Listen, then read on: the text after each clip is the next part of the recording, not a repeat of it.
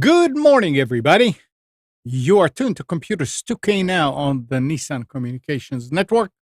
I'm Amnon, your host for the next couple of hours, along with Spence. Good morning. Good morning. I don't know if it's a good morning yet. It is a good morning. It is all right. Any morning when you wake up is a good morning. That's right. Yeah. And Nick is here. Is it bad to wish that it wasn't a good morning? It's I don't know if it's bad to wish. It's a joke. Yeah. Good morning. Good morning. Our numbers 919-518-9773, Computers 2K Voice on Skype. And today's show is made possible by vMix Software, by dudeinit.com, and is sponsored by Tom Sinclair of Live Streaming Gear. Also made possible by Electrons. Yes, and by Springing Forward. We're supposed to be sleeping right now. No. No? Well, why don't you just change it? Why don't this is what I'm going to start doing. I'm going to start.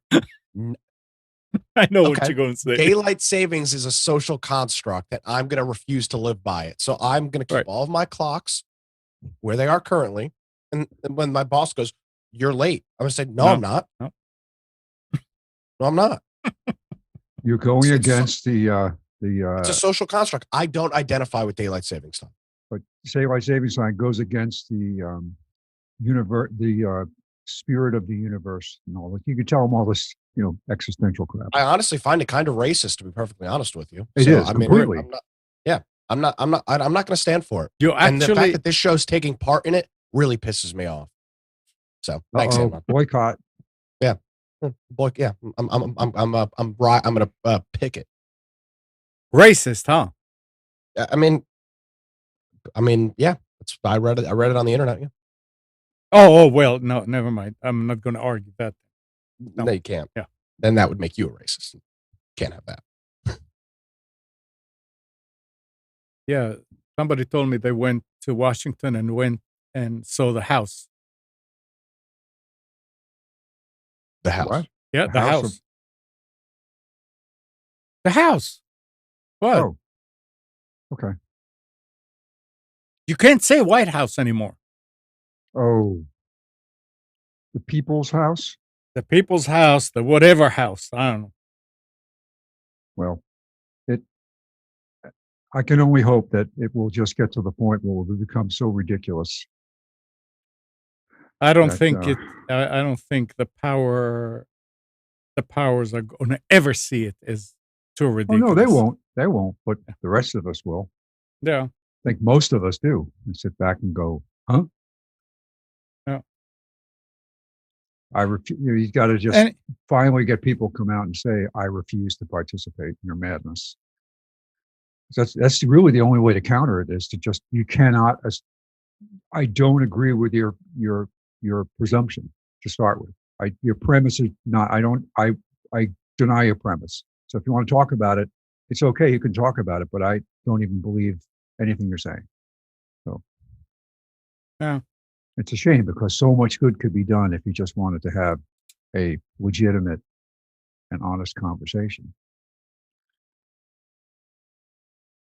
So yeah. So I'm moving to off the grid Alaska, I decided, so I can get away from all this. Just come So down, are you come going down to go shopping once a year? Are you going for sure? Am I going what? Are you going for sure? I'm actually there. I flew up and I got a satellite connection. Oh, I got a okay. generator outside going. It's 35 below. You know, you're talking about satellite brings up something. Friend of mine called, and they moved somewhere like about an hour and a half from Raleigh. Can't remember what's the community, but there's no cable, no Uverse, no wired internet. So he got Hughes, and he's paying something like $60 for 30 down. But when he checked it, it was about 1 down.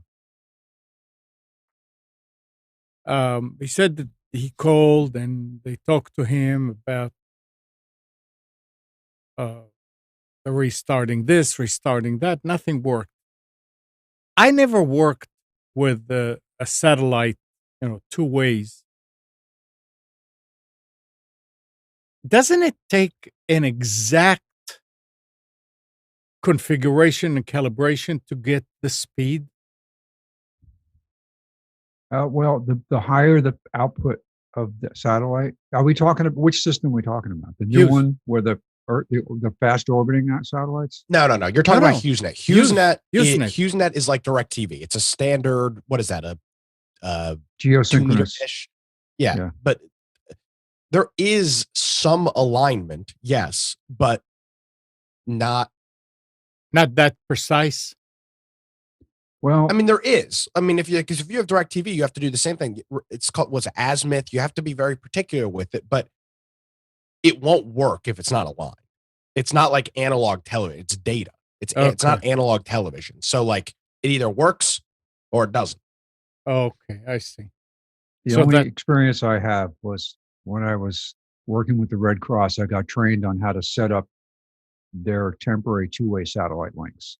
We went through a training class, and it was pretty involved. You had to have a laptop with special software on it, and you were literally turning little tiny adjustments. You get the satellite dish. And it was a pretty big dish. It wasn't one of these small TV dishes. It was a 8-foot dish, and you had to secure it to the ground. Usually, put it on top of a building, put sandbags around it or whatever. You weren't supposed to walk into the beam because the uplink could give you, it's radiation. But you would go, you have a laptop, and you make tiny adjustments. You get it. You actually use a sight glass to get it within close to the way you're supposed to be, based on your location, and then you would make tiny adjustments to it, and it would tell you by signal strength. You could actually do it, and you'd hear it. So you didn't have to go looking at the PC. You'd hear a tone that would get higher and higher and higher the better you got closer to it. And once you set it up, then there were other tools you could use to measure the strength and throughput and all that. But this was back when, I don't know if it was they used Blink, but it was a commercial setup because you could do phone calls over it, IP and all that.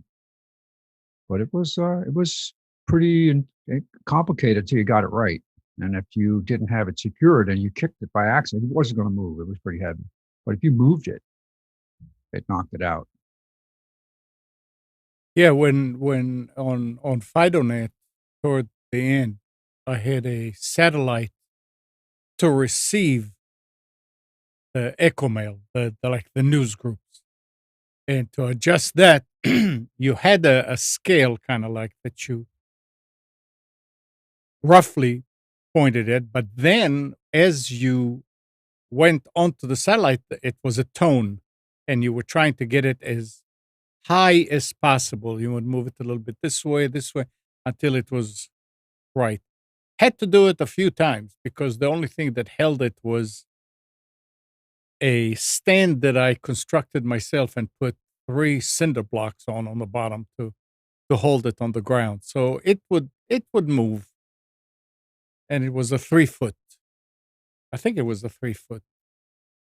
It was a C-band. And it worked okay, but if it was just a little bit off, it would still work, Nick, but it would be messy. a lot of that was analog. Yeah, right.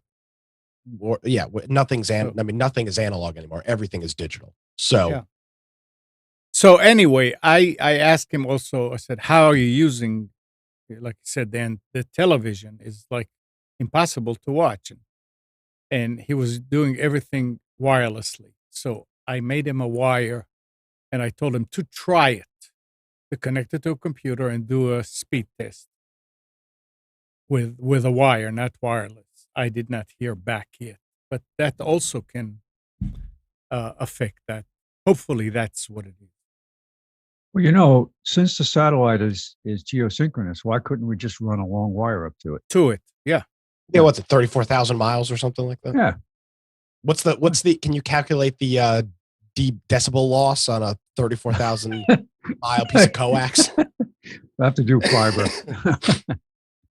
That would only take about 40 some spools, right? Of Cat 5. Did you know Cat that 6. there is an actual theory that they've actually done testing on with the space shuttle of having a space elevator, they call it, where if you had something in orbit, geosynchronous orbit, high enough up, that if you could find a cable that was strong enough, that you could actually have it there and use it as an elevator to lift things into space. It's really cool because you already have the speed that you need to rotate the Earth, because you're up there at the same speed the Earth is rotating. So in order for you to stay up there, you've already got the it's not mass, I guess the energy you would need to overcome the Earth's gravity is already there. So they've tested this idea where they had a really strong cable attached to the space shuttle, and then they had a weight out, like they ran it out like kilometers, and they tried to spin the thing around to test it, and they realized they could do it, but they realized that the materials aren't there yet. But it is a viable idea on putting things into orbit, and if you could figure that out, it'd be cheap, relatively cheap, because what's millions of dollars per pound it costs now to put something in orbit? Well, it's probably a lot cheaper now. Elon, I'm sure, has made that cost. But the problem is physics don't let you change it that much, because Correct. In order for you to lift so much, you have to lift the whole rocket and the fuel, in addition to the payload. So you've got all that to calculate in. It's really pretty bizarre. Well, here's the thing, though. Geostationary. For people that aren't super in the loop, geostationary. The way that it works is the satellite is far enough away that for all intents and purposes, it rotates at the exact same clip as the Earth. So it never, quote unquote, moves while the Earth spins. Relative to distance, yeah. Exactly. So as the Earth spins, the satellite also moves in the pretty much the exact same clip. So it's geostationary.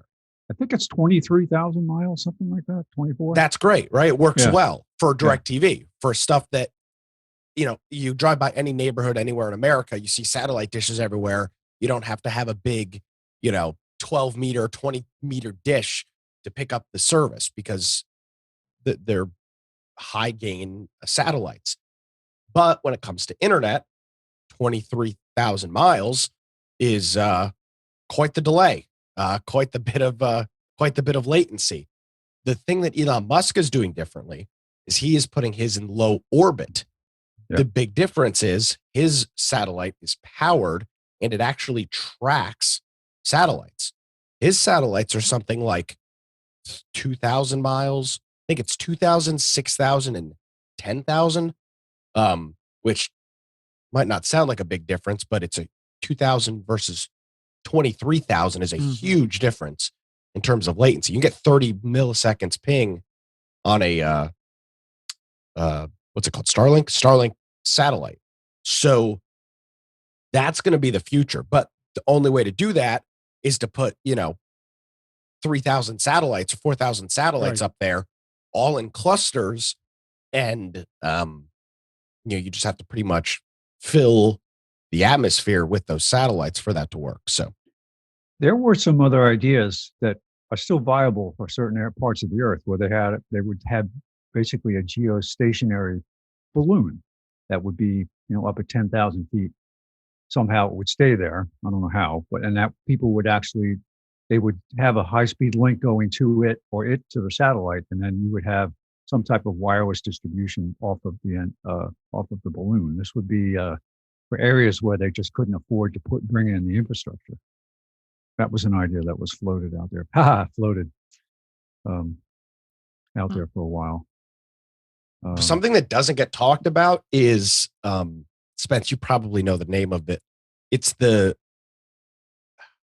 theory or an effect. If there's a massive collision in space, there's a name for it. It's called the something theory or something, where a satellite hits another or a big piece of debris hits another, and it essentially causes a huge pileup of all of this space debris. Oh, you mean like a chain of events where it would cause?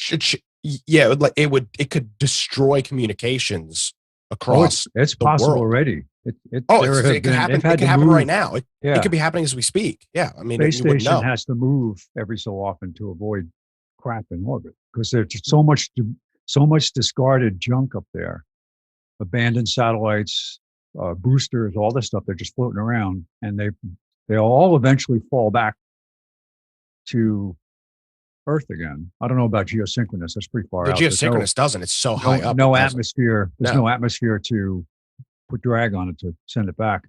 But they're talking about having to do efforts to retrieve that stuff.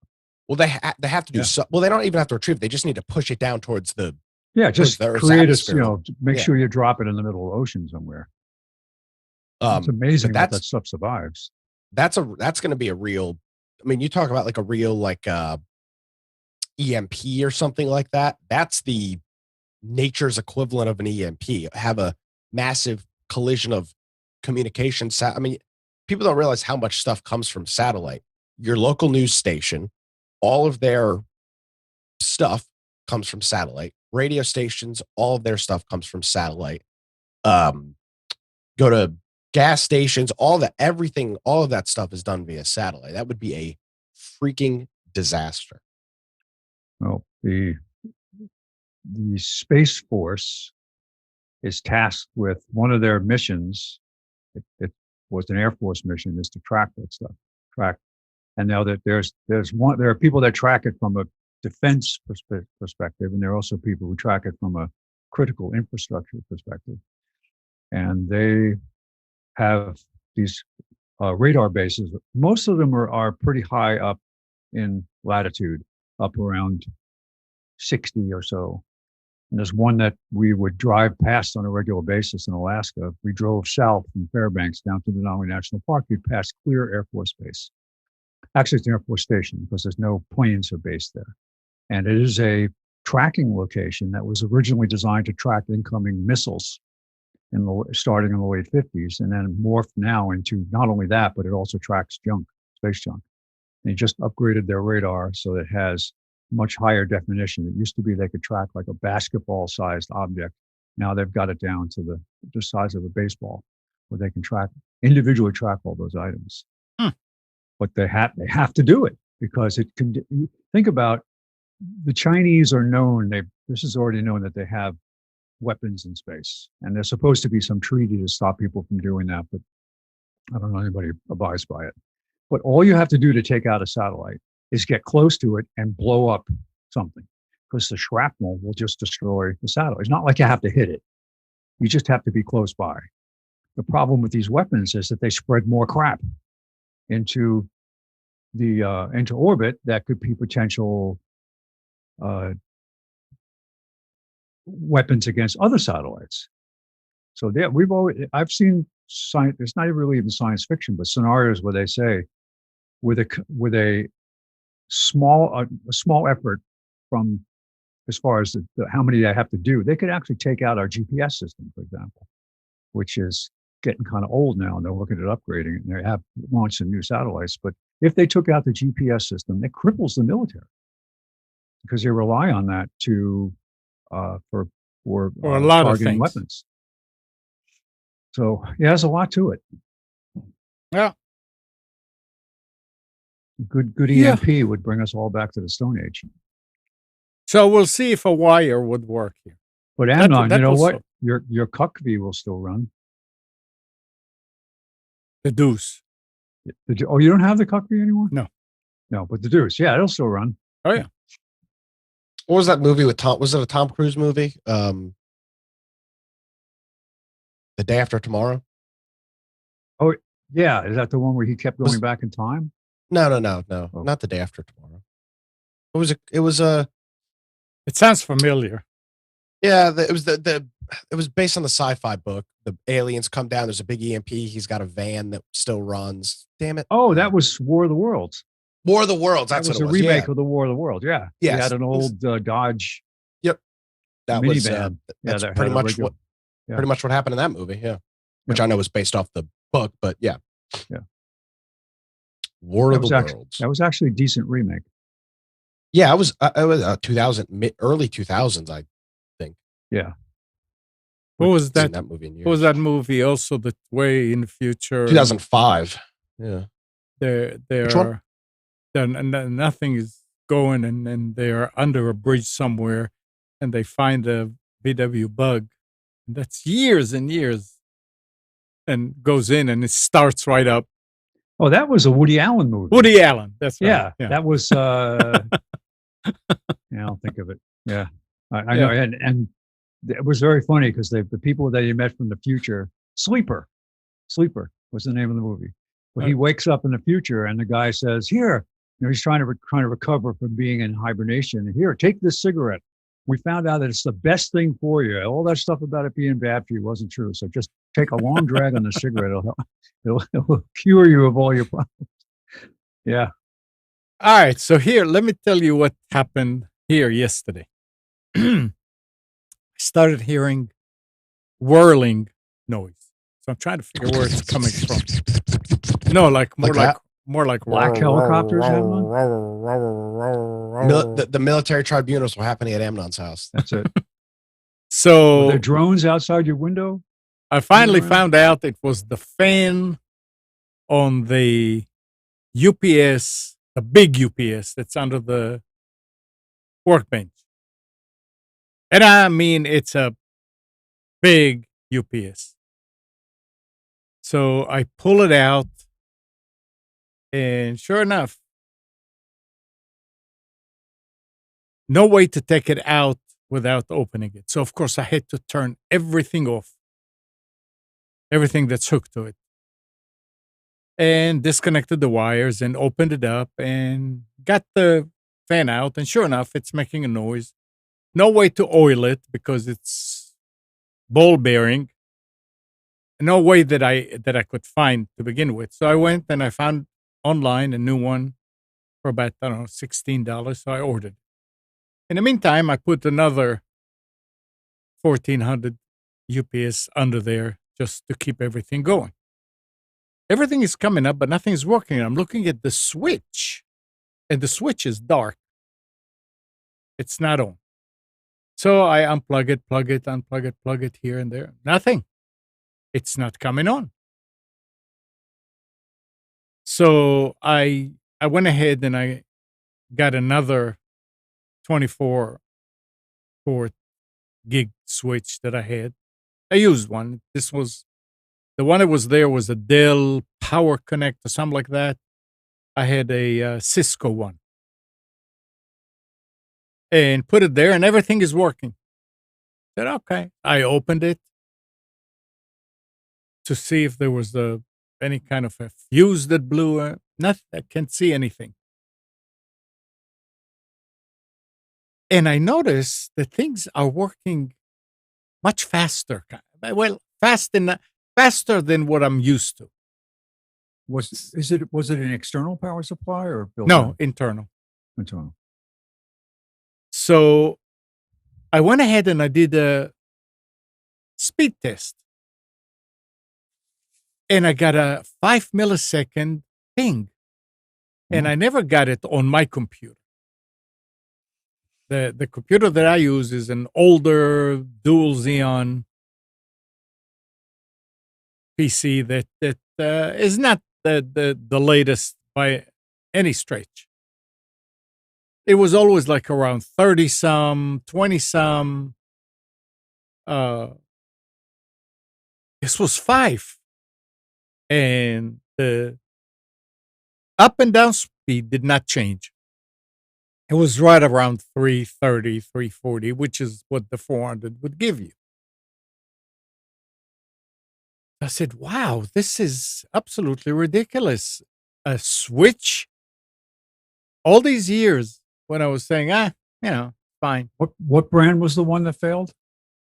A Dell. It's a Dell. There was a phenomenon that there were silicon, the actual chips that are developed for switches. Mm-hmm. There were times you had to restart them because there would be. Oh, I would restart it every now and then anyway. Yeah. But it could be, and that was a 100 or a gig? A gig.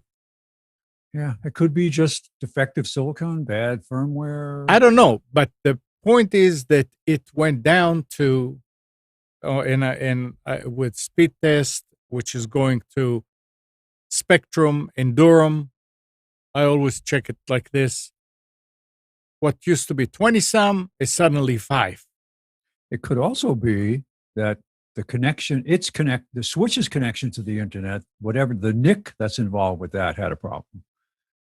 And it could be the layer 2 or the level 2 or level 3. Whatever it was. So I came in here on this machine, the production machine here, and I did a speed test. And it was 3 milliseconds. Now, this is an i7, what is it, 9th generation. Or no, 8th generation, sorry. And it was about 3 milliseconds, and the down was about 490 some. And I'm saying, wow, that's more than what I'm paying for. So the speed of the computer has a lot to do when you do a speed test. The speed of the computer has a lot to do. Yep. And the drivers too.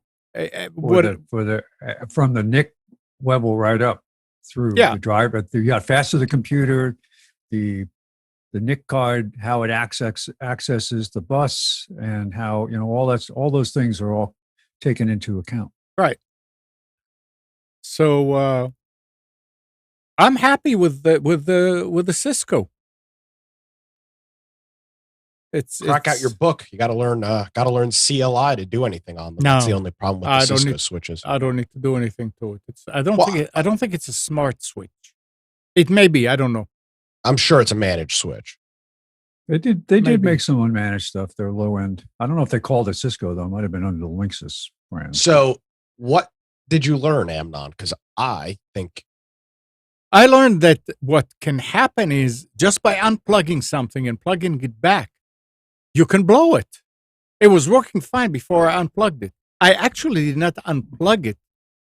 I did unplug it because I unplugged the switch. I turned off the computers, but I unplugged the wire that goes to all this from the UPS. So yes, I turned it off. Now that's not the first time that I do it.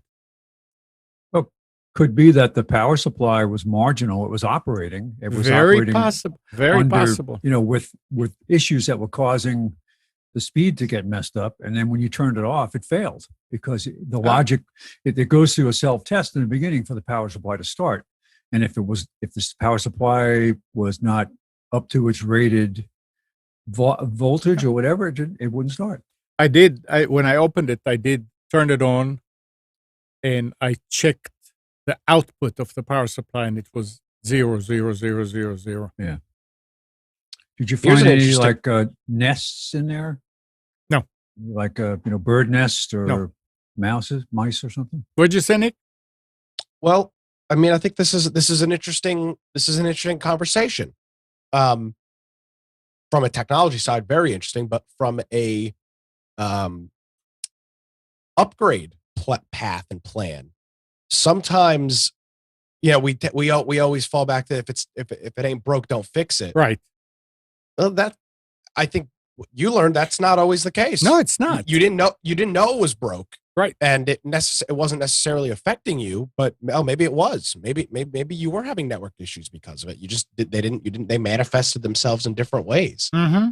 I know people don't always like replacing equipment, but it's not a bad idea to get a new router every 3 or 4 years. It's not a bad idea to upgrade. Not most people don't have the kind of switches that you do, but I would say you should update your router every 3 or 4 years, not just because there's new Wi-Fi standards, but because what you just described. Let me tell you something.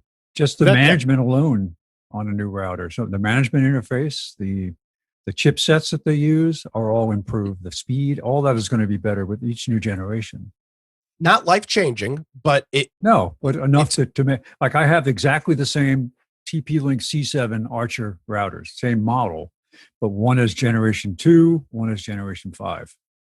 Big difference. They look exactly the same, but the newer one, which is like 4 or 5 years newer, has a whole different interface. It's much easier to configure. If you want to do a seamless handoff, you just tell the router, I want you to work with all the other routers in the network and do seamless handoff so that I never have everything, all the SSIs each is the same, and I can move around the house and it will automatically hand off with no interruption. So these are things that new things that come out. The price is actually lower, but you get better features. And the switch was not new by any stretch. It was new on the shelf, but it's an older switch, 9127, 9170, something Cisco. It's probably, I probably paid for it $30 or $40 from eBay. I bought it used. I was looking for gig switches. It probably is some of the original chipsets too. And the other nice thing about it is every time that I rebooted the old one, the Dell one, it would take about 2 to 3 minutes to come up and settle. Oh, that's normal. Those power connects are very slow. And do all kind of things and test and this and that. This one, I plugged it in. Within 20 seconds, it was up and running. Yeah, the firmware on the Dell, the older Dell power connects, it's like booting a computer. Yeah. Very slow process. So that was, what started as a just, okay, I'll just oil the fan, became a big deal yesterday. I had things all over the place. Yep. It is a good idea to, when the time comes, or not, before the time comes, to look at what kind of equipment you've got in your network setup and whatnot. And like, for example, let's see, when did I move down here? It was July of what, 2017, 18? 16 or so. No, it wasn't 16, 17 or 18. Okay. I bought this Netgear router that I have. I need a new router. It's been 4 or 5 years. Or it's been 4. It'll be going on 5. So before it craps out, get something new. And again, you might notice, you might not, but you might notice a little improvement in your connectivity, your network. A device that used to be slow, streaming stuff on the Roku that used to take 10 seconds, maybe it'll take 6. Little things like that you might notice. Nick, I have some old Netgear Ethernet hubs if you want to try that. Ethernet hubs. What are those? Those are shared, not switches. They're shared. They're shared. Means there's no switching done. And they're 10 megabits. And they're 10 megabits. 10 megabits. They're not 100. Yeah. So you run one line from your modem or router, and then all of the ports on it are shared connection. Well, a traditional Ethernet meant that switching allows you to have 2 computers talk to each other independent of everybody else. Nobody sees that conversation with the collisions. But a shared network means that everybody's trying to talk at the same time. The only thing that makes it work is the backup. Yeah, it's like what we're doing here all the time. You detect, the way it works is it detects a voltage on the wire, which means somebody's talking. You hear that, you say, oops, I have to stop. I'll wait 100 milliseconds. The next person will wait 120. The next person will wait 140. And you keep trying until you get your conversation in. So it's all the collisions going on. The throughput and the performance is horrible. What is it called? A hub. It's a hub. Instead of a switch. If you see hub, that means that it's It's not a switch. It's a hub. It's just a way to physically be able to plug a bunch of connectors together. The old Ethernet like was a long. Think of it as just a gigantic antenna with taps.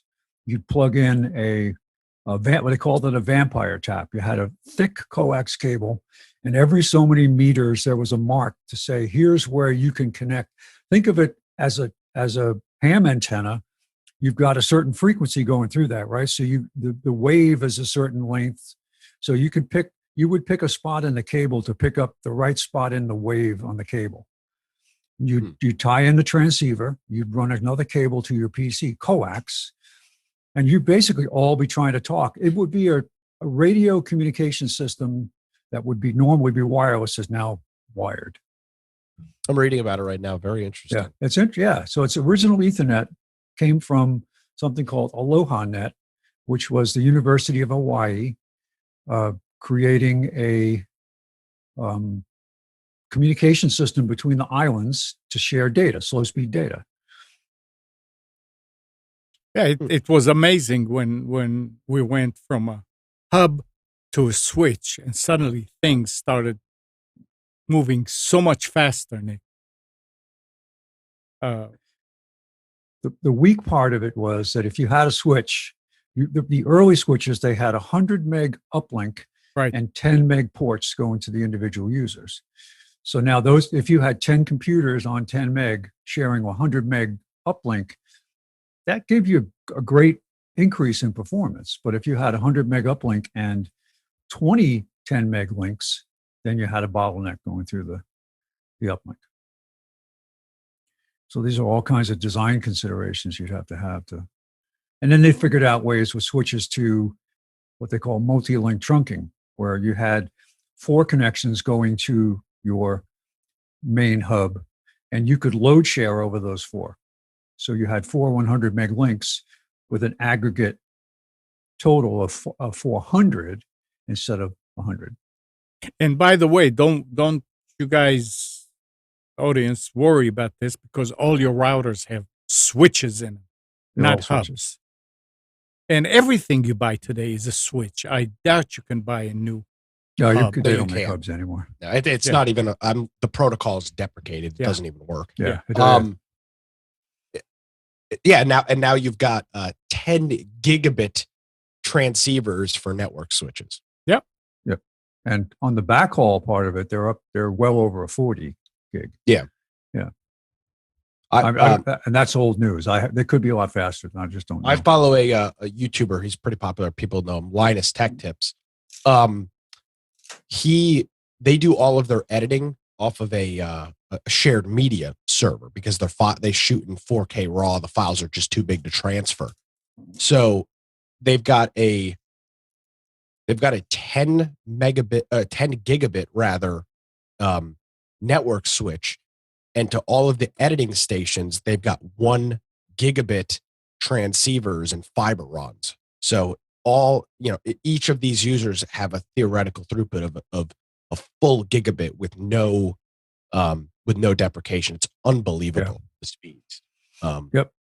And you need that when you're trying to transcode when you're trying to scrub through a 4 terabyte file over the network. It's the only way you can do it.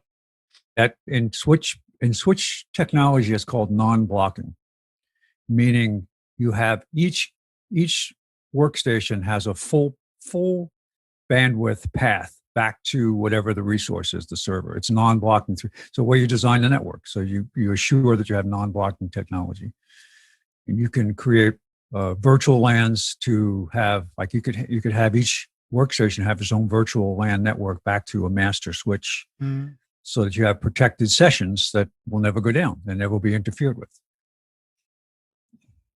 And it's all done in logic. Yep. Yeah, and I'm sure this stuff has changed since I used to sell it. A lot better. So let's talk about if I can. Can we talk about the real disaster of the week? Oh yeah, go ahead. Oh man, I've been accused on this program in the past, and rightfully so, of being a Microsoft apologist, and I have been. this update that they put out this past week, it was, let's see, let me get the exact update. It is KB 5000802 caused massive blue screens when trying to print. I must have rolled back 40 or 50 computers on Wednesday, Thursday, and Friday from this update. What a freaking disaster. You would go open any application, Control P, click print, instant blue screen. Unbelievable. It was just they've updated my mess. work machine this morning when I shut it down. I didn't pay attention to it. Now there were certain printers that they know that it was doing it on, because I tried it with a brother. Yeah. It did not cause it, even though this morning I had a blue screen on it when I got up. Kyocera's, Ricoh's, most HP's, most large MFPs that businesses have seem to be the most cases. But this was, I mean, this was happening. Sometimes Windows doesn't update, and you see scarce reports of, oh, it broke this, it broke that. This was everywhere. I mean, this was all over the place. I saw people on my personal Facebook saying, what's somebody posted a picture, what's going on with this? I mean, it was everywhere. Microsoft must just not do any QA. I think, like they say they do, they don't. It's impossible. They would have caught this. Spence, don't try it now. Did Spence freeze? No. Oh, no, I don't want you to try it now because it'll disappear. No. I'm actually in there now, delaying it, scheduling out the reset as far as I can, because it's already ready to go here. So I'm turning on delay and setting it for the furthest out I can go is the 20th. Yeah. So it's saved. That doesn't mean it's going to change. Because Nick told me about it, and I tried, and it worked. Then reading more, then you see that they know about these. So apparently, brother, or it may just be my setup that didn't do it. It may be that that it does happen with brother, because they were talking also about certain drivers that are the reason and things like that. It's no fun. I mean, come on, you guys. It's Microsoft.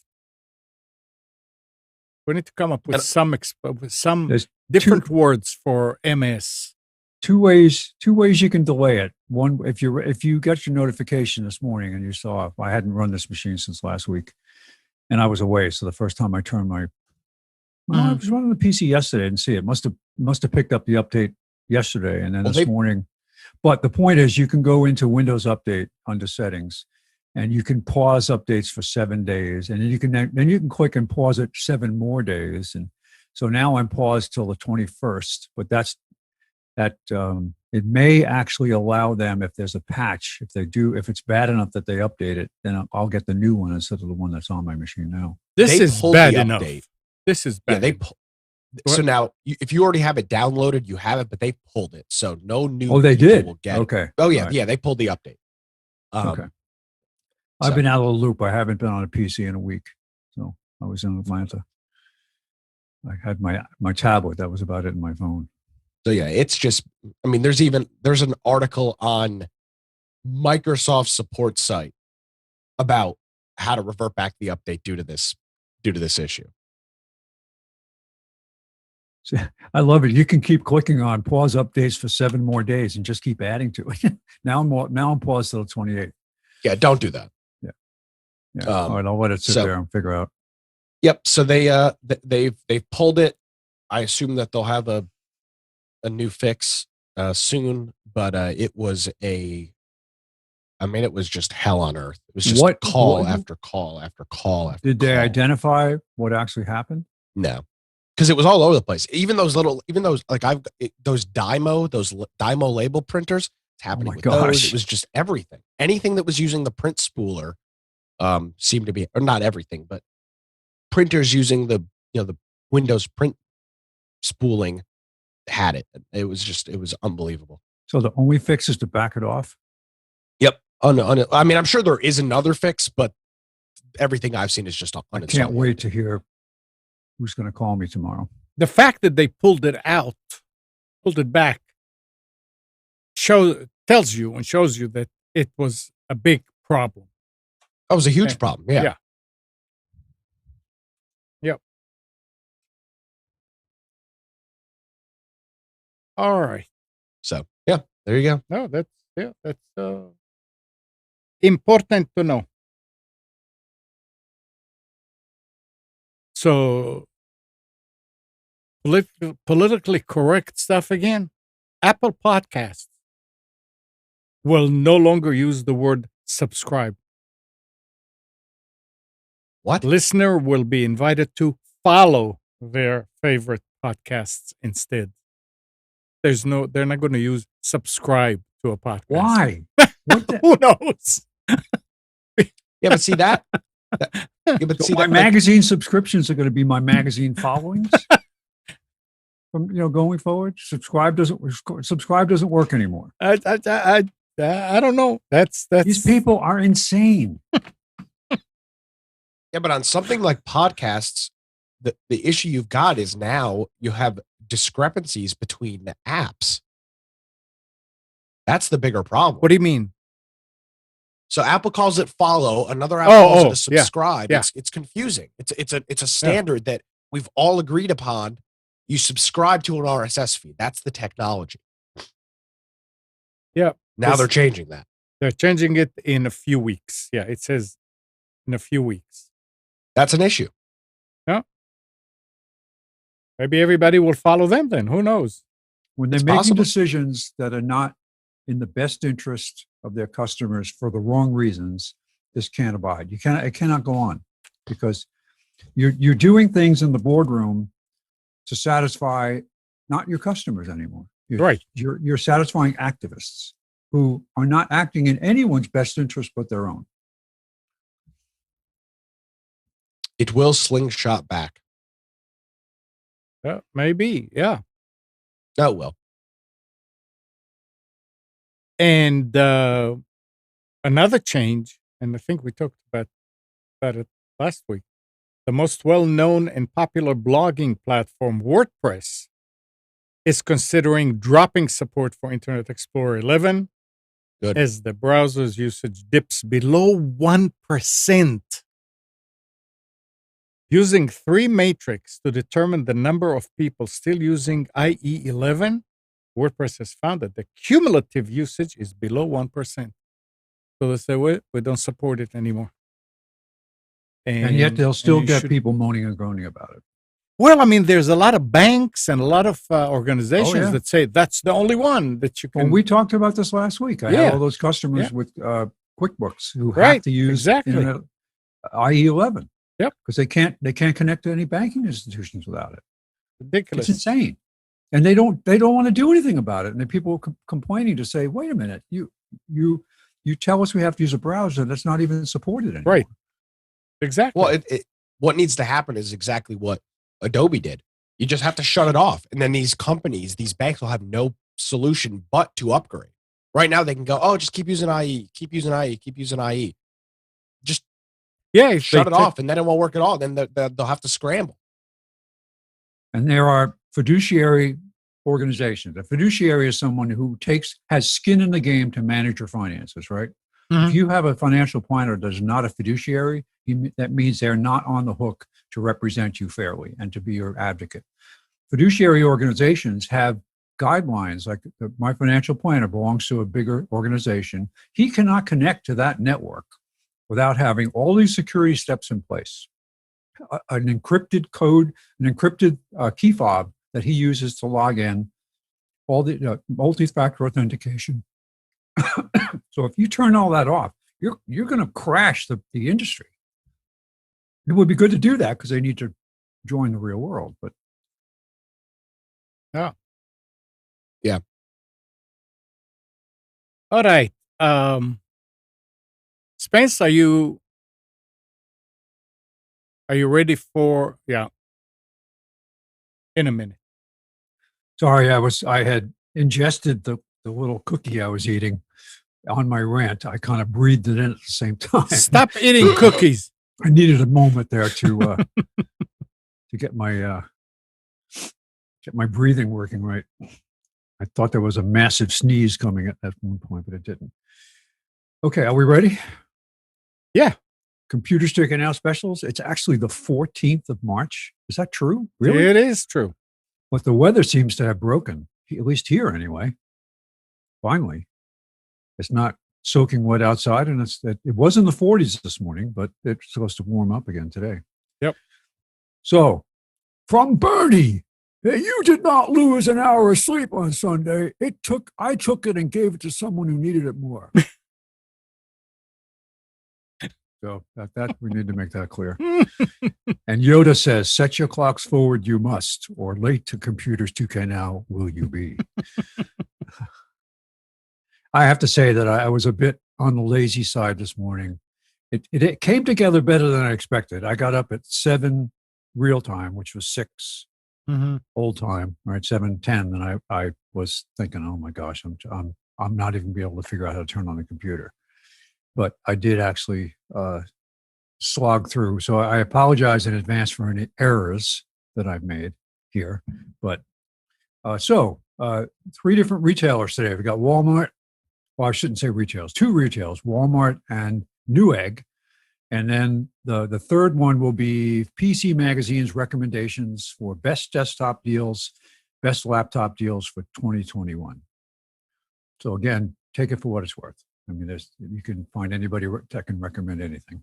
But thank you to PC Magazine for putting their story out there. And I put in the links. It did have long links, but I put in the shortened link if you want to click on any of these things or download the PDF. All right, so starting with Walmart. 50-inch 4K Vizio Smart TV, $298. I'm astounded at the prices. And it weighs 3 pounds, right? But you can lift it with your finger. Right? Is this like a Roku or Android or? Do you know? Vizio. I guess it would be. I'm trying to look at the picture now. It looks like it's Android. I don't think it's Roku. Okay. It looks like Android. I don't know. All right. I could drill down and find out. No. It's whatever. Fine. It's Keep going. Still keep going. It says SmartCast, Smart TV. So maybe it's their own.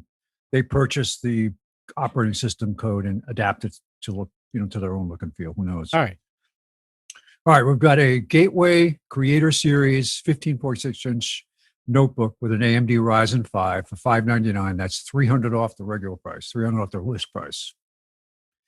We've got a couple of versions of the Apple Smartwatch Series 3 Sport Band. This is not the very latest one, but it's totally adequate for most users. And the difference in pricing is amazing. The 42 millimeter watch band one is $199, normally $229, and the 38 millimeter watch band one is $169. I did not take the time to drill down on why that's the case, but I like it. $168.98. Yeah, isn't that $169? Yeah, so 2 cents difference. Yeah, between, that means there's multiple vendors. Walmart is not just like Amazon does. It's not just them selling it. So you always have to look to see, who's actually selling. You can get a good price on an Apple 10.2-inch iPad. Now, the reason why it's $298 is if you select the gold color. If you go with space gray or whatever the other silver, then the price goes up to like $349. But that's the 32 gig version. It says $379, and I don't know what vendor that is, but you can get it as cheap as $298. I think that the best I got mine through a special at Best Buy. I think it was $250 for the 32 gig, and I bought one at B&H for $299 at one point. Still, I mean, if it's $50 off. Okay, we've got how do you even say this name? EVU, 15.6-inch ultra thin Intel Core i7. I can't believe this price. And $299, normally $499, 256 gig, solid state drive, 8 gig of memory. If this is real, I've heard of this brand before. I can't say that it's great, but this is like an Ultrabook for $299. Wow. So worth a look. Worth a look. I still have the old original photo frames that are like 640 by 480 resolution. Right. They're not very good, but you can get now HD. This is a 10-inch Sylvania Wi-Fi frame with app control. You can control it from your phone, send photos to it from your phone with a Wi-Fi link. $61. I mean, that's for a 10-inch screen. That's amazing. The fact that you can update it so easy. The old ones, you had to take the memory card, load the files on it, then go to the photo frame, and then configure the way it worked and all that stuff. You can do everything from your phone. That is a really good deal. $61. Sylvania. We've got a Netgear Nighthawk AX3000 Wi-Fi. This is Wi-Fi 6. Again, we talked last week about how finally starting to see some moderately priced AX devices. The original ones, when they first came out, were $300 or more. It was crazy. But the AX3000, this is no slouch. This is a good speed.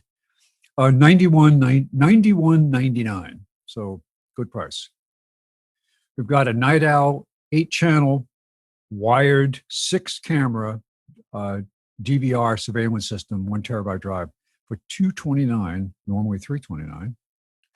We've got a BenQ 24-inch 1080p monitor, gaming monitor, so you got a fast speed, 75 hertz, 1 millisecond. 1 millisecond. Well, that's pretty fast. For $129, that's a very good price for gaming monitor. And finally, this Brother printer. This is the 2370 DW, which is the duplex wireless. This is the higher end. This is more of a business duty cycle wireless laser printer, monochrome laser printer. But they call it extended print, which means it comes with 2 of the high capacity cartridges, which gives you, oh gosh, I'm not even sure. It comes with a 2-year warranty. The word is oodles. Lots and lots of, it says up to 10 times more pages. Yeah. With the supplies that come with this printer for $229. So worth looking at. Do the math, get out your pencil and figure out if it's worth it. If you're going to do a lot of printing, this is these will handle a lot of prints. Your biggest exposure is going to be the cartridge. Make sure you have enough. If you're running on a starter cartridge, it's going to run out. So this is a good way to, you're starting with a high capacity cartridge, not one of the smaller starter cartridges. Okay, so that is at Walmart. Now we move on to Newegg. Newegg, it's an interesting place, but they also will sell themselves and also tie into a bunch of different retailers. You need to look at the ratings. You need to look at shipping. Some of the things I saw here today, you notice it might say ships from China. It could take 10 to 32 days. So you need to take those things into account. But I found some interesting stuff. Wi-Fi 6 module. Now you need to, the reason I put the text next to it here is a dual band Wi-Fi 6 module for a laptop. It is not for a desktop. It says it will not work with the desktop. You can get the desktop version of it, but this is specifically designed to work with a laptop. Module is 22 by 30 millimeters and should only be used in laptops with an M2 connector and a standard key A or E socket. So I didn't investigate this to say what laptops support this, but this is what you need to look at. But it's only $50. So you can take an existing laptop, I would guess a rather recent one, and upgrade it to AX, which would be wonderful. That will greatly increase your performance and your reliability on the network. $50. They've also got a dual band wireless AC 7260 network adapter, PCI Express half high card for a laptop. This is for a laptop PCI with 36. I can't read it. It's 3687. I don't know how they come up with that price. We have a Bluetooth 5 FM transmitter for the car. And this is a rather compact device. It's $17.99. It has an FM transceiver, so that if you have an older radio, you can tune the output of this to be picked up by your radio. Never had this technology is old. It's been around a long time. But what's nice about it, it's also got Bluetooth 5. So you can connect your smartphone, you can do calling, you can do all the same features you would have with a radio that supports Bluetooth using this device. And it's a charger, it's got USB ports on it. It has a direct, it has more than one USB port on it. I think it has actually it's a blue USB, so it's USB 3. But you can actually plug in, from what I understand, looking at this, you might be able to plug in a memory card with, say, MP3 files and play directly also. So lots of functionality there for $17.99. We've got an Acer 24-inch 1920 by 1080 VGA monitor, built-in speakers, backlit LED. What I really thought was cool about this, it's got a height adjustable stand that will let you swivel the monitor too. You can spin it. You can spin it. You can have it constant. It's on a clock drive motor. It just constantly spins around.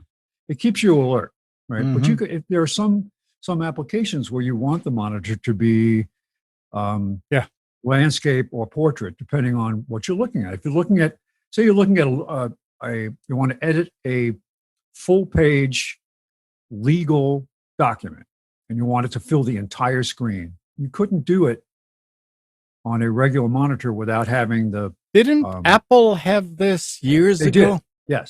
Yes, they did have a monitor like this. Yeah, and it can be very handy. But the fact that it will turn and you can switch the orientation in Windows if you wanted to, it's pretty cool. So $145 for that Acer monitor. Got a SanDisk 256 gig ultra micro SDXC class 10 memory card for $34.98. It says for Chromebook, and I don't know why it would be specifically for a Chrome. If it's a micro SD card, it's going to work in any micro SD environment, but it's 256 gig, $34.99. We've got another surveillance system here, and this has it's a LaView Saturn Professional 8-channel DVR with 8 4-megapixel dome cameras. Now, dome cameras are nice. They're really good for environments where you don't want people messing with them. You want to put them up so people can't turn them, they can't pull the cables out or whatever. So for an environment where you need to have a little more security, they're very good. The problem is they're not easy to change. You can actually move the lens inside the dome, but you have to disassemble it to do it. But once you have it set, there are limitations with these camera angle and so on that you have to pay attention to. You can't point it. The field of view, adjustable field of view, is not the same as if you have a camera that's mounted that's got a gimbal that you can move it or turn it in any direction and turn it up and down, whatever. But effective in certain environments. I've installed them in offices, in hallways and such. Yeah, most of them are not for outside use. They're not. No, these are not for outside in the office. So $199. It comes with a one terabyte hard drive and the 4 cameras. Mm-hmm. They're wired. These are not wireless. Okay, so we've got a creative compact multimedia under monitor soundbar. So this is I'm guessing it's about 18 to 20 inches wide. So it's not like a TV soundbar that's 32 or 36 inches wide or whatever, but meant for a monitor. And Creative's pretty good. I mean, I see the ratings here, and they don't look fabulous, but it all depends. But that's $34.98. It's like $3 off. And we have a 36-inch standing desk converter. Now, what they mean by that is this is something that sits on your existing desk. This is not a floor standing device. So the way you would use this is if you normally sit at your desk or have it in a low position and sitting on there, it holds a keyboard and a workspace above it. Then when you stand up, you raise it up. So you got adjustments on the side. $104 is normally $149. And then finally, I thought this was interesting. I looked at switches. I just clicked on network devices, and they have a TP-Link 5-port gigabit switch. This is managed for $24.99. It's managed. And when I say managed, I mean individual port monitoring. supports virtual LANs, lots of nice features. And I can think of a few places with customers that I have that this could be really worth it. I have one where I recently rewired a different side of the building because I kept having the links drop. I ran new Cat6 cable. I put new switches on the one switch was a Cisco switch on one side, and I put a brand new switch on the other side. And so far it's been working good. But had we had something like this in place before, I didn't realize you could get it this cheap.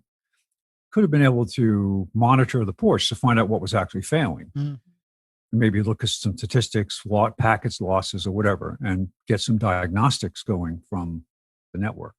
So $24.99 for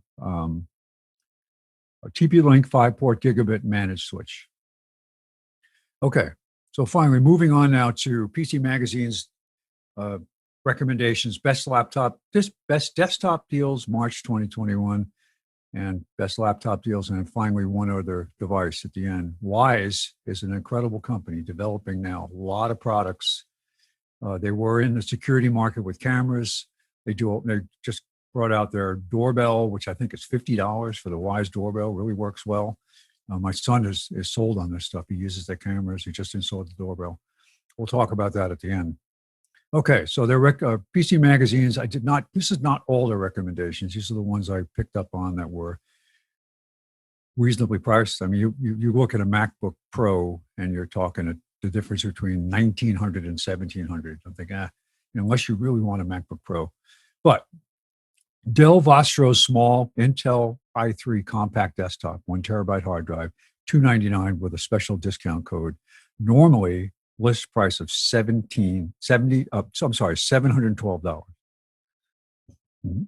And you've got the link there to go look at that. Now, these may not be direct from Dell. They might be from distributors.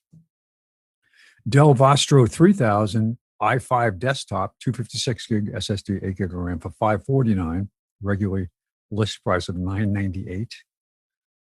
Got an Apple Mac Mini M1 8-core desktop, 256 SSD, 8 gig RAM for $663, regularly $699. You don't get a big discount with Apple, but it's something.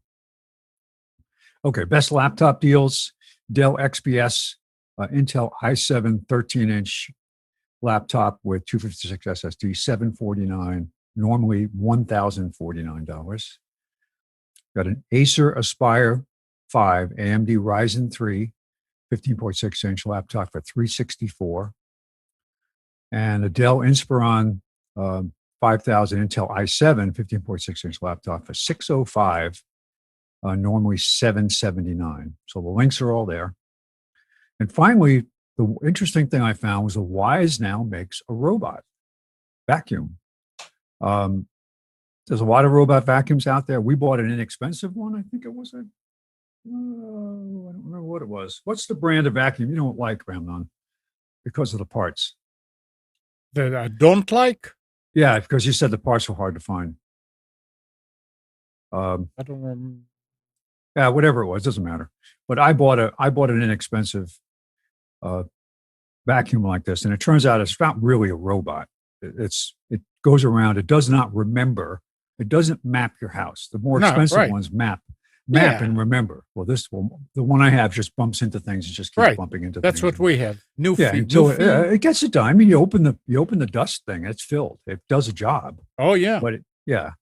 But this one actually has that technology built in for $267. Normally, you're going to pay $400 or $500 to get one that actually maps and remembers. Now, it's still Wi-Fi. It vacuums up. Got laser mapping, route planning, so you can actually say, "Don't go in this room," instead of putting up the guard tapes and things.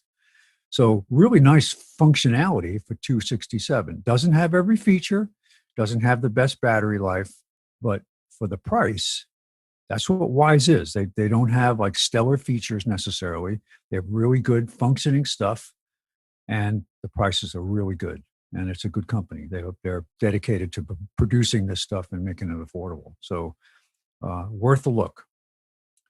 And it's $267, and it's normally the MSRP is.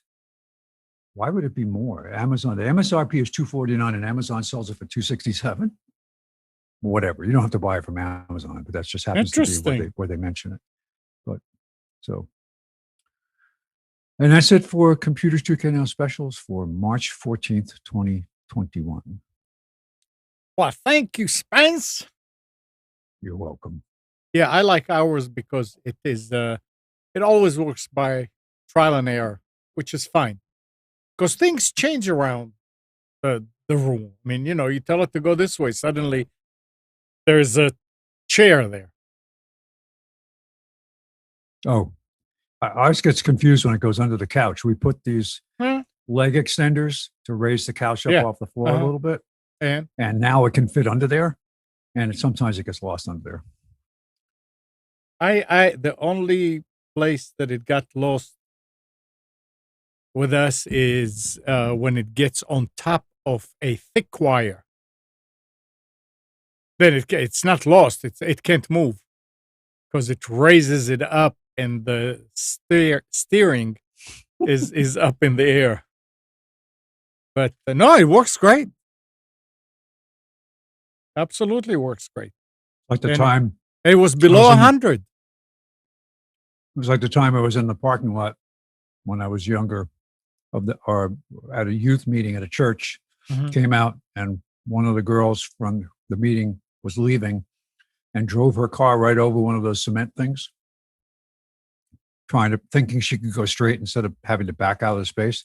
And her car was literally tilting back and forth on this thing. So you couldn't get any traction because the wheels were literally off the ground. So we got out there, like 8 of us, and we literally lifted the car up and moved it. Another time, there was another somebody drove one of these little MG Sprites, a really small car.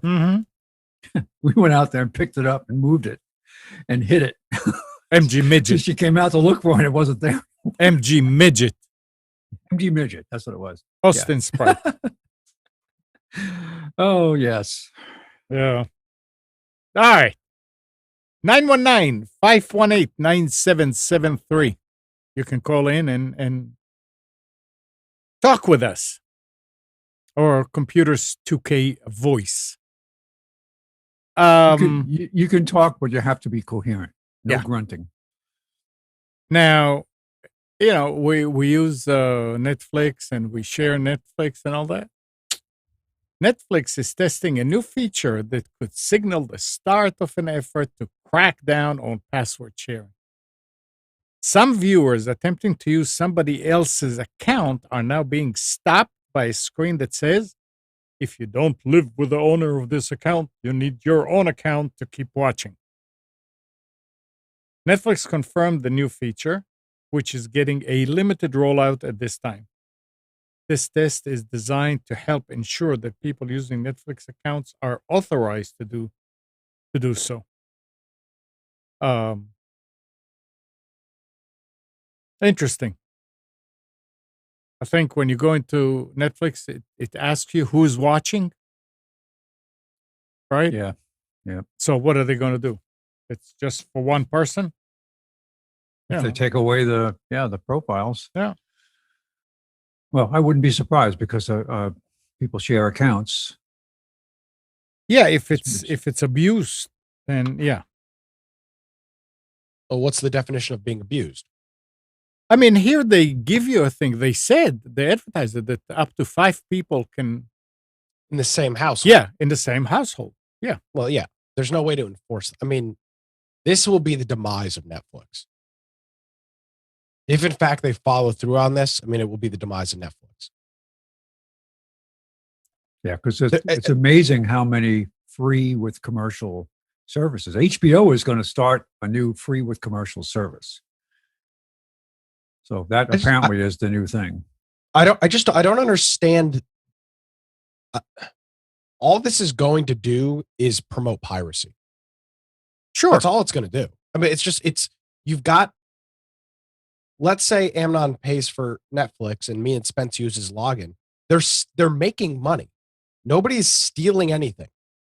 Amnon pays for it every month, and he gave a login to Spence and I. I don't understand the notion of trying to crack down on this. It's not piracy. It's not, I mean, it's people are not stealing the content. All this is going to do is promote piracy. Maybe that's what they're trying to do. I have no idea. It just, to me, it seems very stupid. I, for one, am in favor of promoting pirates because they have to work their way up the chain, right? Yeah. You start out as an able seaman and you eventually become, Bluebeard. So why not? I don't understand. Maybe I'm missing. I mean, I get that they want people to pay for their accounts, but like this just doesn't seem to be the way to do it.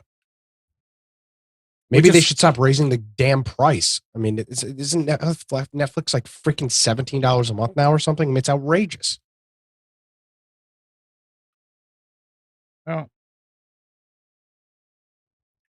You should be Nick. You should be completely outraged that Pepe Le Pew has been cut from Space Jam 2. I saw that. Very fun. I'm a big fan of Pepe Le Pew. Yes. You know who hasn't been canceled yet that I find interesting is Johnny Bravo. I mean, he's the biggest misogynist of them all. Well, I mean, it's the double standard. It's incredible double standard. Yeah. Think of Cuomo when you think of double standards. I'll bet you at this point, Nick is proud not to be from New York. Well, I am from New York. What do you mean? I can't change that either. I'm from New York, but I don't identify with New York anymore. I tell people I escaped from New York. Sounds like an Eddie Murphy movie. Escape from New York. It was a movie. So with, Snake Plissken was the character in that movie. Stillskin? Plissken. So it was a good movie. YouTube and things like that. Problems. Whether he's showing off astronomically expensive computer gaming hardware or dumpster diving for the cheapest PC builds possible, Linus Sebastian's videos always strike a chord and have made him one of the most popular tech personalities on YouTube. But Google owned YouTube gets most episodes of Linus Tech Tips a week late. Yep. Now they debut on his own site called Floatplane, which attracts a much smaller crowd. And he says, Google has been very, very good to me, but it's a lot of eggs in one basket. And with a staff of 24, he cannot rely on the company to continue being what he calls his benevolent overlord. He's not the only YouTuber star looking for alternative. And it's true. If you are doing great on YouTube, you have to make sure that if something happens on YouTube or YouTube decides, hey, I don't like you anymore, that you keep on going. And I mean, I found out a few years ago that, oh, geez, I can't remember what it was, but there was somebody reported something about one of the shows back then that they didn't like, and YouTube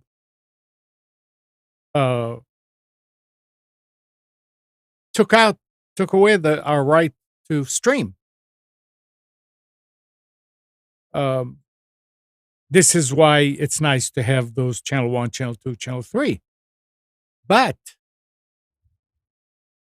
at that point, that's when I discovered archive.org and decided, okay, for the on-demand, which didn't work anymore, nobody could go into YouTube and look at older programs. So I set up a duplicate with files that are on archive.org.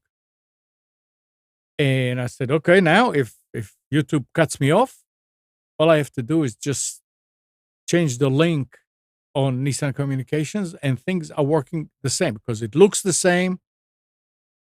It feels the same, except it's not coming from YouTube.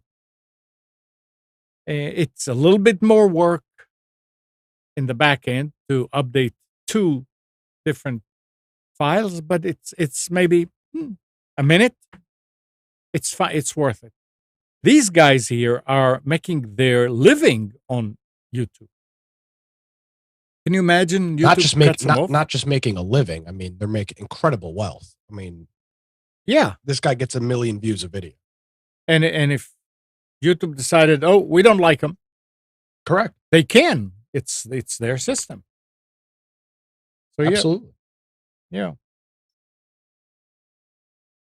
And yeah, there's there are quite a few of them that are looking for other. He did not stop what he's doing on YouTube. He's just diversifying, let's say.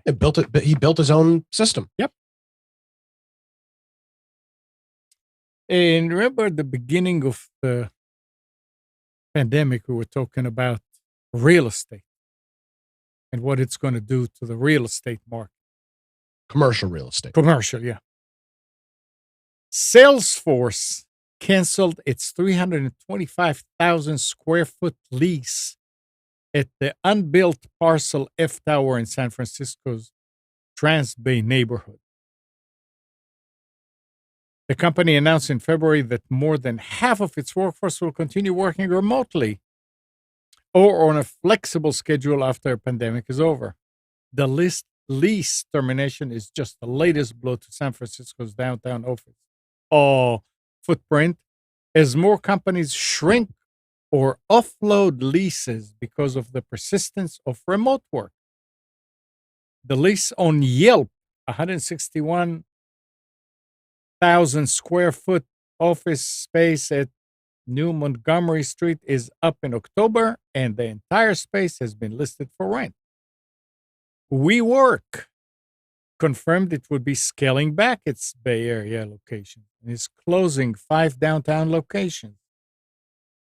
And just this week, the Mission Bay headquarters, once leased by Dropbox, is being sold for $1 billion. The company adopted a remote work policy in October 2020. In August 2020, Pinterest paid $89.5 million to terminate its lease for 88 Bloxham. It's happening in areas. I mean, San Francisco is where everybody was living on the street, right? In RVs and stuff, and tents. Now it's going to be. I mean, it seems like if this keeps on going, I mean, we're not talking about a few people leaving. We're talking about hundreds of thousands of people. It's going to be a ghost town. Well, it won't be a ghost town. But well, as soon as they run out of people to pay for everything. Yeah. No, there's in the 1.9 trillion. There's a big bailout for cities.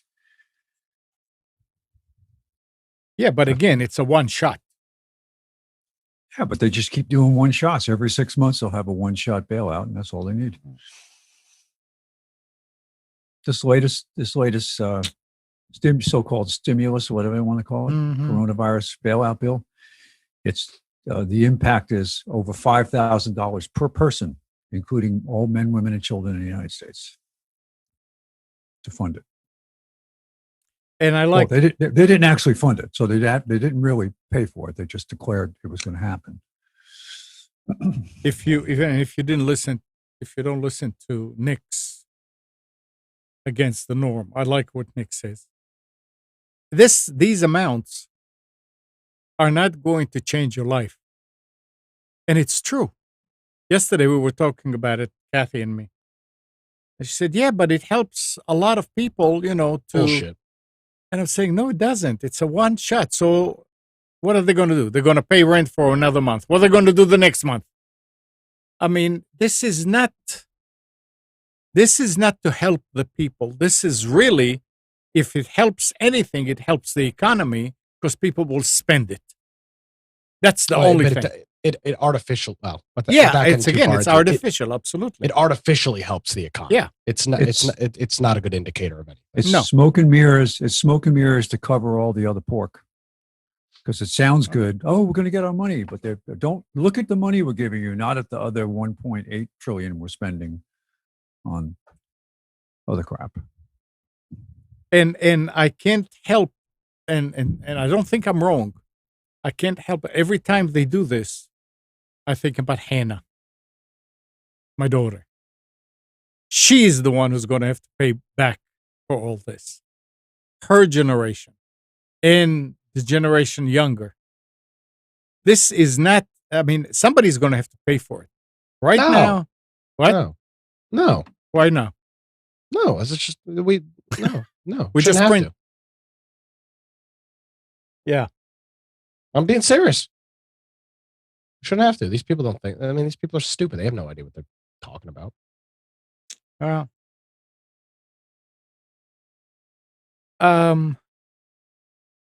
You guys use 7-Zip, the program? No, I use WinRAR still.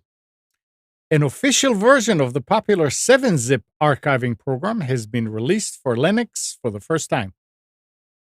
This is coming from Bleeping Computer. Linux already had support for the 7-Zip archive file format through a POSIX port called P7-Zip, but it was maintained by a different developer. And as the P7-Zip developer has not maintained their project for 4 to 5 years, 7-Zip developer Igor Pavlov decided to create a new official Linux version based on the latest 7-Zip source code. So he released 7-Zip for Linux in AMD 64, ARM 64, and x86. Oh, and ARMHF, which users can download via their respective links. So if you're using Linux and using 7-Zip, I use 7-Zip. You can download it now for Linux, which is it's nice. What else? I like Joe Rogan a lot, but all the subscriptions, ads hidden in the content, ProPod agenda, promoting ads coming up, right? Yeah, see, that's an interesting thing. So Joe Rogan, Spotify paid him $100 million to go over there. Right. And I pay for Spotify. So I pay monthly for Spotify. I don't know what it is. 9, 10, 12, something. I don't know. I pay for it. I like the service. Mm-hmm. It's still rampant with ads, which is super annoying. Yeah. Well, it's the same as cable. You pay for cable and there are ads. Well, come on. No, it's not the same. I don't think it's the same because cable's always had television has okay. Television originally was over the air. It was free. Yeah. So they supplemented it with ads. There was advertising. Right. Then cable came in and took those same over-the-air channels and put them on cable system and charged them for use. Still had ads. Podcasting is a little bit different. I mean, podcasting is just a little bit different. It was never started as it was not started as a medium that was ad supported. Now, again, I don't have a problem with ads, but if I'm paying for your content, which is what I'm doing at Spotify, part of what I pay Spotify is paying Joe Rogan's $100 million salary. I shouldn't have to watch it. We don't have Spotify. What kind of ads did you have listening to music on Spotify? You don't, well, I don't know. I don't have free Spotify, so I don't know what kind of ads you get. Not free. No. I mean, you said you already always paid for it. Yes. So I don't get any ads on Spotify except on Joe Rogan's podcast. Okay, that's what I was wondering. Okay. Yeah. So the reason I pay for Spotify so that I don't have to listen to the ads. It's just super frustrating. And are the ads part of his feed or a Spotify interruption? No, they roll in. So like the show will start, it'll play for like 30 seconds and then it'll switch to like a little video and you'll see like a 15-second countdown clock. It's the same as YouTube. Yeah. Yeah. But I pay for Spotify. It's very annoying. Yep. I wonder if that's their new model, is to get you coming and going. What happens when you have YouTube TV? Red? Yeah. You don't have it. There's no ads. Okay. And you can play things and you can close the window and they'll continue to play. That's another advantage. But I figured out a way to get around that on my iPad, because you can do multitasking where you can open two windows at once. So now I can have the YouTube, might be a podcast playing that I don't care to look at, but I need to keep the window open to keep it playing, and I can do something else on the screen, which is nice. So we talked about the problem with Windows and with Exchange. So Microsoft is investigating whether a worldwide cyber attack on tens of thousands of its corporate customers may be linked to a leak of information by the company or its partners. Citing popular people familiar with the matter. The investigation centers in part on the question of how a stealthy attack that began in early January picked up steam in the week before the company was able to send a software fix to customers. In that time, a handful of China-linked hacking groups obtained the tools that allowed them to launch wide-ranging cyber attacks that have now infected computers all over the world running Microsoft Exchange email software. Some of the tools used in the second wave of the attack, which is believed to have begun February 28th, bear similarities to proof of concept attack code that Microsoft distributed to antivirus companies and other security partners on February 23rd.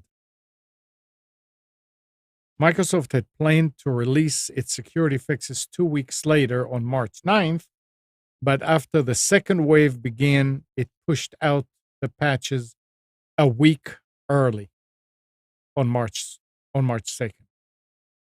I don't choose anything Windows as far as mail servers and stuff, but Nick, did you see anybody that or Spence, do you know anybody that got hit? My son Aaron mentioned it because a lot of their software integrates with Exchange. Okay, he said there were some people that got hit with it. And did the patch fix it? I don't know, but the people who were Azure, who were in the cloud, were not affected by it. This is for Prem Exchange, which is very far and few in between. I mean, there are not many Exchange. There are still a lot, but a majority of people are off of on-prem Exchange. Okay. And what I didn't realize is that there's, from a implementation perspective for the customer, there's no difference between Prem or doing it in the cloud. So and it's a whole hell of a lot better. Yep. But it's so bad that the White House last Sunday urged computer network operators to take further steps to gauge whether their systems were targeted amid a hack of Microsoft Corporation Outlook email program. Did they have Joe sitting at a computer analyzing it? I'm just reading it, and it says we're targeted amid a hack of Microsoft Corporation's Outlook email program. It's Exchange. Yeah. Not Outlook. Saying a recent... Who wrote this? Huh? Joe wrote it. I don't know who wrote this. This is from Slashdot. God, they're awful with their news. I mean, saying a recent software patch still left serious vulnerabilities. This is an active threat still developing, and we urge network operators to take it very seriously. That's coming from White House officials. Adding that top U.S. security officials were working to decide what next step to take following the breach.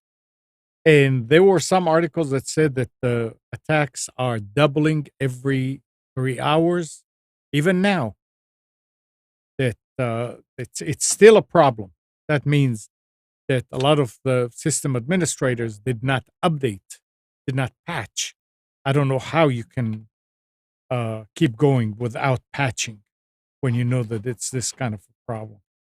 But I just saw a security thing that about the exchange exploit. It says, yeah, excuse me, sorry, that they're using the exploit now for crypto mining. Malware. Yeah, so now they're hijacking exchange to do crypto mining. Unbelievable. Unbelievable. It's got something called Lemon Duck, a crypto mining botnet that targets enterprise networks, is now using Microsoft's Exchange proxy login exploits. I mean, it could be that they were using it all along. It's just that we're finding out now. Because they did say that it was that they've been attacking and putting all kind of back doors on it, on Exchange, and for some time now. Yeah. My brother-in-law has gotten rid of his iPhone and now has a flip phone. Well, just a little anecdote. That's a nice segue. A security vulnerability in a popular iPhone call recording app exposed thousands of users' recorded conversations. The flaw was discovered by Anand Prakash, a security researcher and founder of PingSafe AI, who found that the aptly named call recorder app, Call Recorder, that's the name of the app, allowed anyone to access the call recordings from other users by knowing their phone number. But using a readily available proxy tool like Burp Suite, Prakash could view and modify the network traffic going in and out of the app. That means he could replace his phone number registered with the app with the phone number of another app user and access their recordings on his phone. TechCrunch verified the finding using a spare phone with a dedicated account. The app stores its user call recording on a cloud storage bucket hosted on Amazon. Although the public was open and lists the files inside, the files could not be accessed or downloaded. The bucket was closed by press time. So apparently they fixed it. But I don't know. I don't know people that why would you want to record your call? Unless it's, I mean, I guess some people are using a cell phone for business. Yeah, of course. Yeah. I mean, I personally don't have a reason to, but can think of a whole bunch of reasons why you would want to. Well, here's one reason why not to. But I mean, it turns out more and more that all the reasoning behind, hey, get the app from the App Store because that's the only time you're going to get a safe app. There's more and more and more apps that are coming that we hear about that are malware and, I mean, just bad actor. Well, on iOS, you don't have a choice. So I know, but that's what I'm saying. They were saying their reason in the beginning for not allowing the phones to get apps from because they wanted to be all the users to be safe. And obviously it's not. Not at all. And I don't know what's the big deal about this, but Microsoft is going to adjust its release cycle for Microsoft Edge to match the every 4 weeks release cadence for Chrome that Google announced last week. As contributors to Chromium project, we look forward to the new 4-week major release cycle cadence that Google announced to help deliver that innovation to our customers even faster. Microsoft said in a blog on Friday, and the change will go into effect with Edge 94. Google is committed to making a switch with Chrome in the third quarter, but hasn't given a specific month like Microsoft did. Like Google, Microsoft also offering enterprises the option of a longer release cycle. On that extended stable schedule, there will be a new release every 8 weeks. However, a 4-week cadence will be the default. Brave, another Chromium-based browser, also said that it's planned to match the new schedule. I don't know how many people pay attention to the updates. I mean, sometimes you start it and it says, hey, I need to update your Firefox. I said, yeah, go ahead. I guess some people, it's important to, when it's being done.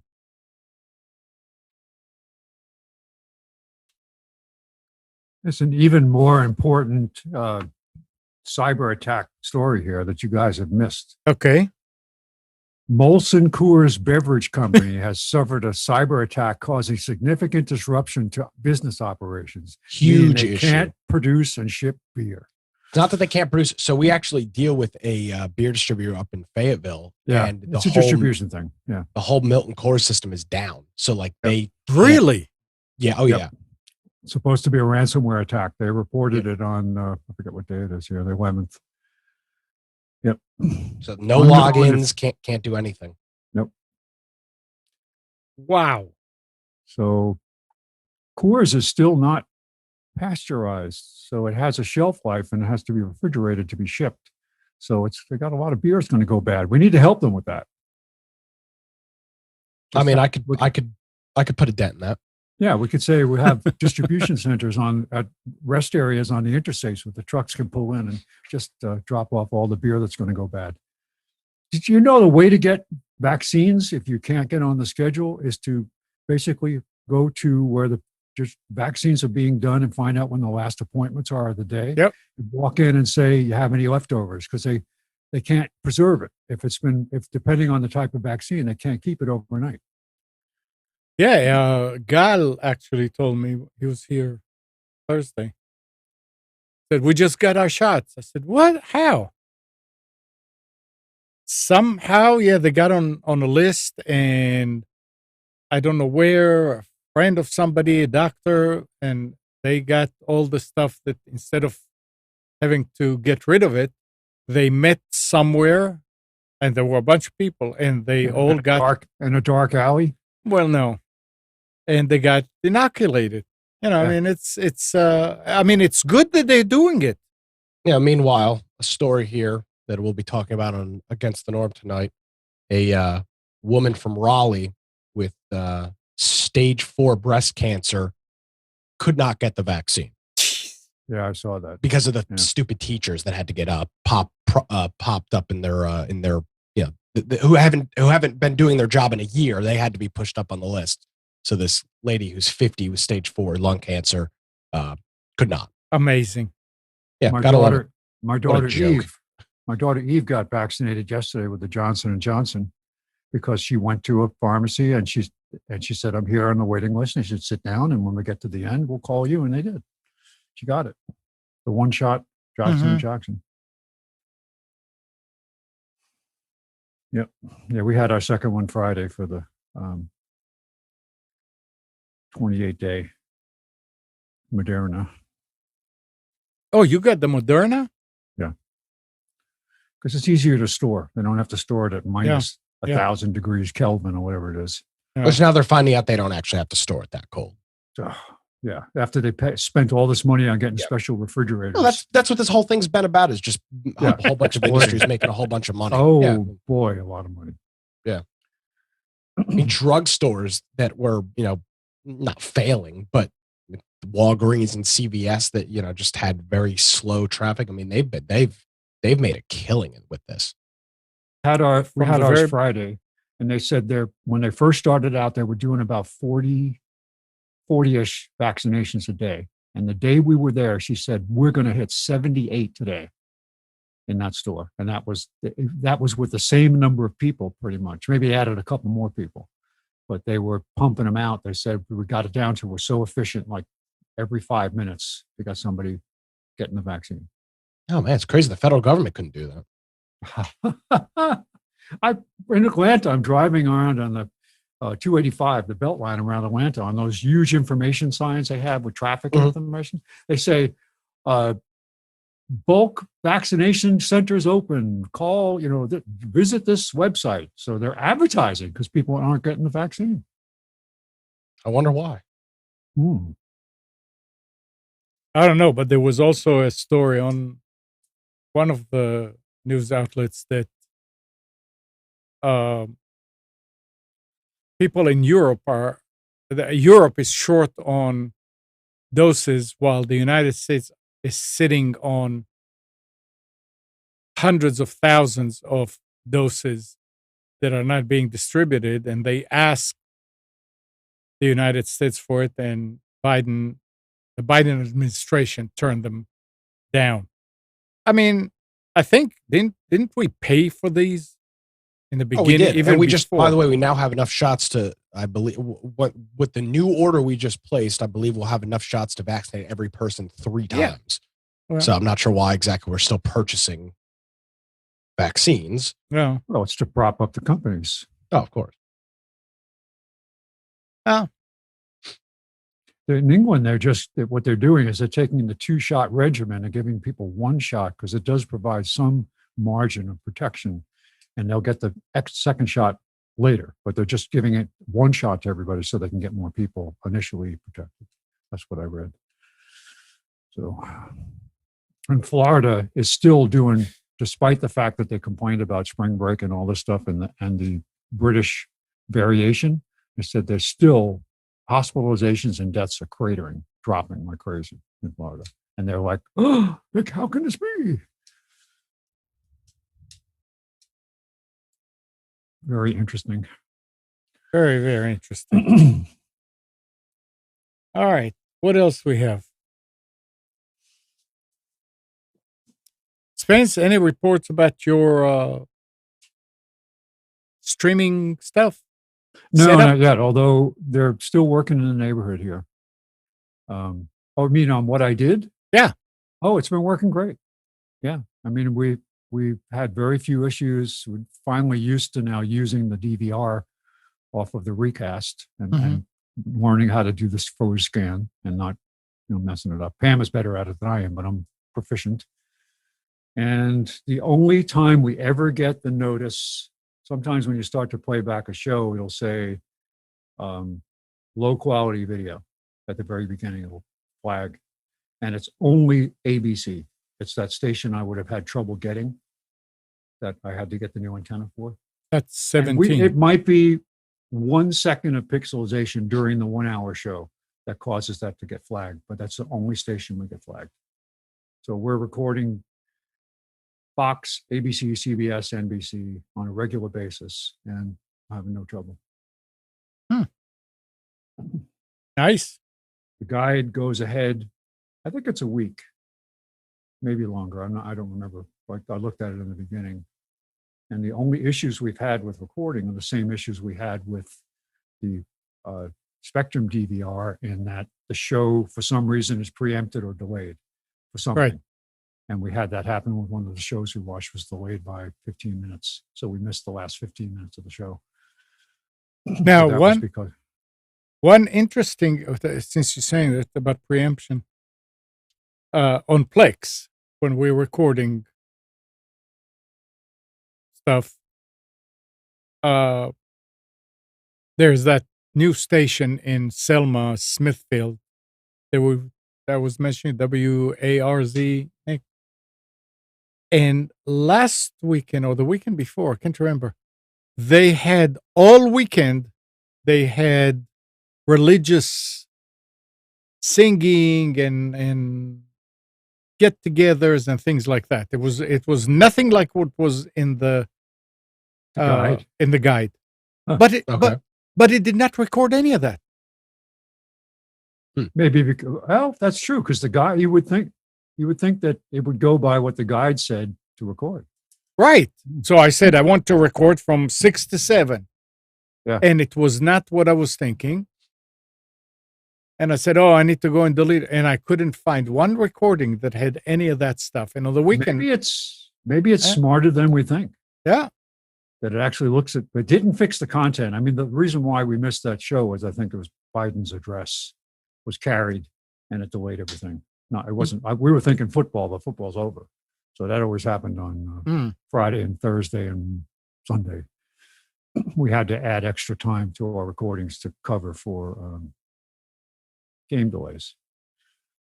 But Yeah, I don't know. Plex seems to have done it right. And I like that. yeah. So what's this new station? When did it go on the air? It's 34.1. 34.1. I have to look to see if it's there. I haven't I mean, I don't know how long it's been on the air. It's got a bunch of older programs like The Naked City, Route 66, old Doctor Who, really old, black and white. If it's worth getting the Pluto app, the free app. That has a lot of good old shows. Do you remember Amnon? There was a show called Salvage. Did I talk about this last week? No. Andy Griffith had a show about how they built their own spaceship and went to the moon and salvaged the leftover stuff at the lunar landing sites. And then it was a one-time like pilot special, and then they made it into a series. Salvage. No? Yeah. That's available. And I watched the episode. What was I watching? We watched Benson. Yep. And News Radio, which is a hysterical show. I mean, I forgot how funny that was. It's really fun to watch it because it's. And Joe, we want to see young Joe Rogan, Nick. Watch. Yep. He was in that when he was. I've seen 25. News Radio. Yeah. All right. Well, you guys don't have anything else, and audience doesn't have anything else. I don't have anything else. Going to start to run the infomercials now. Yeah, now come the ads. Come on, we got to eat.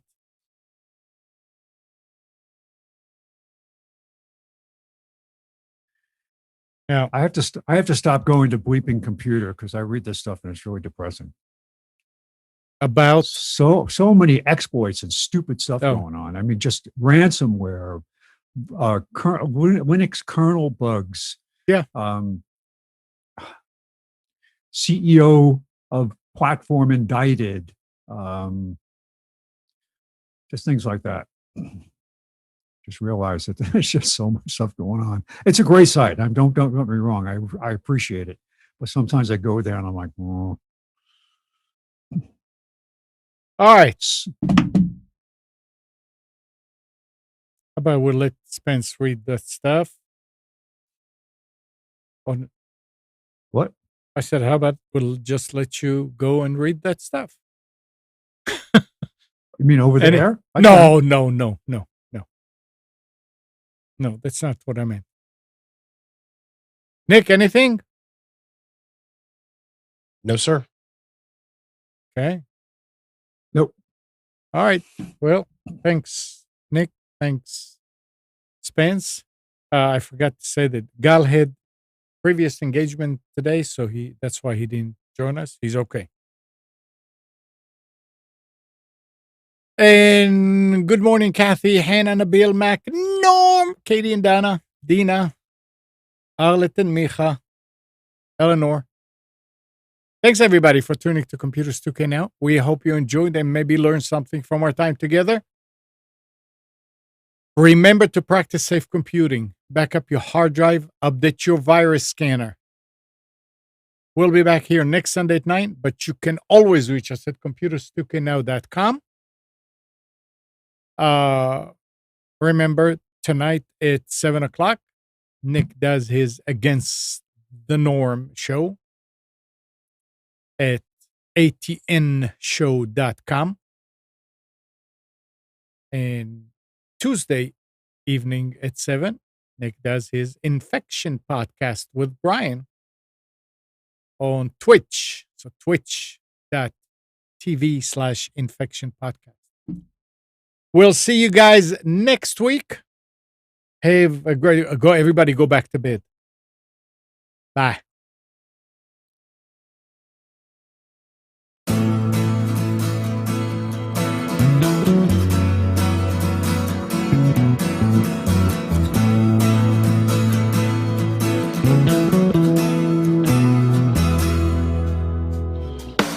You are tuned to the Nissan Communications Network. If you tuned in too late, you can always watch each program in its entirety or download an MP3 audio file of it in the archives section at nissancommunications.com. Don't forget to subscribe to our YouTube channel, follow us on Twitter, and like us on Facebook. Sponsored by StreamingGear.com, Carolina Apparel, and DeltaForce.net.